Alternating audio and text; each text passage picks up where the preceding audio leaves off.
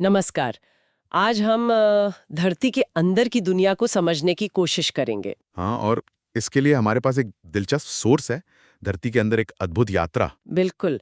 तो मकसद सिर्फ ये जानना नहीं कि नीचे क्या-क्या परतें हैं, बल्कि ये महसूस करना है कि पृथ्वी के अंदर जो ताकतें हैं, वो कैसे काम करती हैं। सही कहा, जैसे भूकंप, ज्वालामुखी, ये सब वहीं से जुड़े हैं। और वो कवच भी जो हमें बचाता है। हाँ, तो सोर्स में पृथ्वी की बनावट समझाने के लिए प्याज का उदाहरण दिया है। काफी अच्छा है। हाँ, मतलब परत के अंदर परत। सबसे बाहरी वो पतली सी परत है क्रस्ट। जिस पर हम लोग रहते हैं। जी, और इसकी मोटाई भी अलग-अलग है। जैसे समुद्र के नीचे तो बस कोई 5 किलोमीटर बस 5? और पहाड़ों के नीचे? वहां काफी मोटी हो सकती है। सोर्स कहता है 70 किलोमीटर तक भी। अच्छा, और इस क्रस्ट के ठीक नीचे? उसके नीचे है मैंटल, बहुत बड़ा हिस्सा। हाँ, सोर्स में लिखा है कि पृथ्वी का लगभग 85% वॉल्यूम यही है। बिल्कुल, ये गर्म पिघली हुई चट्टानों का एक समझ लीजिए एक समंदर है, जो लगातार हरकत में है। 85% तो मतलब लगभग पूरी पृथ्वी ही मैंटल है एक तरह से। हाँ, काफी हद तक। और फिर इसके भी केंद्र में है कोर। कोर, जिसके भी 2 हिस्से हैं, है ना? जी, बाहरी कोर और भीतरी कोर। बाहरी वाला तरल है, लिक्विड। और भीतरी, वो तो ठोस है? हाँ, यही बात मजेदार है। सोर्स कहता है कि भीतरी कोर सूरज की सतह जितना गर्म है। सूरज जितना गर्म, फिर भी ठोस। ये कैसे? मतलब लोहा भी तो पिघल जाना चाहिए। हाँ, लेकिन वहां दबाव प्रेशर इतना जबरदस्त है कि लोहा और निकल जैसे तत्व पिघल नहीं पाते, वो ठोस ही बने रहते हैं। अच्छा, दबाव के कारण? जी, और ये जो बाहरी तरल कोर है ना, हम्म। वही घूमता है और उसी से पृथ्वी का मैग्नेटिक फील्ड बनता है। ओ, अच्छा, वही चुंबकीय क्षेत्र जो हमें सूरज की खतरनाक किरणों से बचाता है। बिल्कुल, एक तरह की अदृश्य ढाल।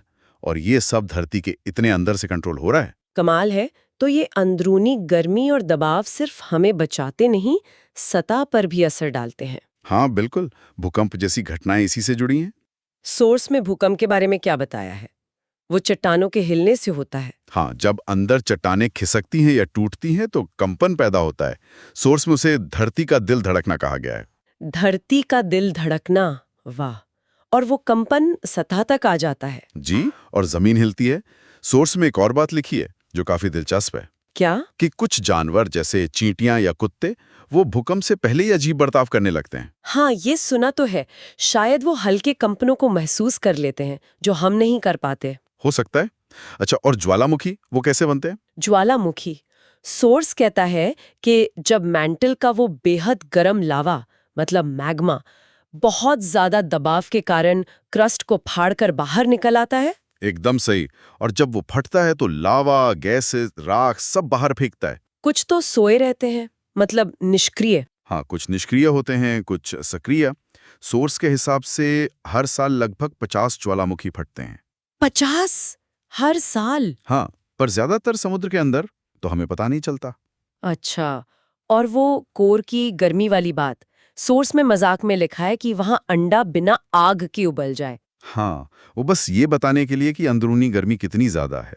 तो कुल मिलाकर इस सोर्स से यही समझ आता है कि हमारी पृथ्वी अंदर से कितनी एक्टिव है, कितनी जीवंत है। बिल्कुल, लगातार बदल रही है। यही गर्मी, यही दबाव भूकंप लाते हैं, ज्वालामुखी बनाते हैं। चुंबकीय क्षेत्र बनाए रखते हैं। शायद नए द्वीप भी इसी से बनते हो। हाँ, संभव है। सोर्स का वो वाक्य बहुत अच्छा है, जब जमीन हिले तो समझ लेना धरती कुछ कह रही है। सही बात है। ये याद दिलाता है कि हम एक डायनामिक ग्रह पर रह रहे हैं। बिल्कुल। तो ये सोचते हुए कि धरती के अंदर की ये जबरदस्त गर्मी और दबाव लगातार हमारी दुनिया को अंदर से एक नया रूप दे रहे हैं, तो सोचने वाली बात ये भी है कि और कौन सी ऐसी अनदेखी ताकतें होंगी जो हमारी दुनिया को या शायद हमें खुद को आकार दे रही होंगी।